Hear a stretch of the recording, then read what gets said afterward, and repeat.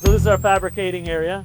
So we got a couple of jigs that we start our sub base, you know, from the beginnings of the sub base. Once we got the main structure, then we carry it over to these jigs and we continue to build underneath. I didn't know you guys built all your bodies here in-house too. That's interesting. Yeah, no, and you know what? It's great because you have control, right? Yeah. I mean, we could have other people build the bodies. Rarely that one body is the same with another. You know, all of them have a little bit of customization. So Yeah, I can see that. So you really need to have your own crew to do that. Ah. So as we're walking this way, this is where we install the bodies. Yep. Here's our 126. Actually, this is you don't see this very often without the flatbed, but on our TC-126, we usually have a fifth wheel here.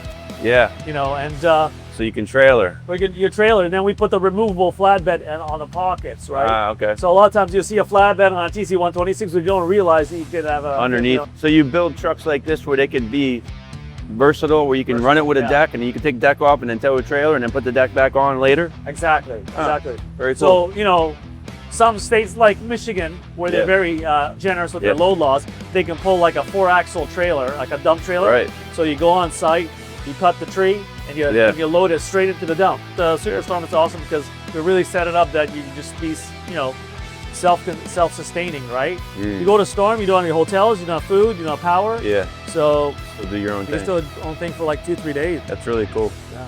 I'd have a problem with this in my yard. Some of the guys would want to ask to borrow it and use it as a camper or sleep in it at the yard. Right.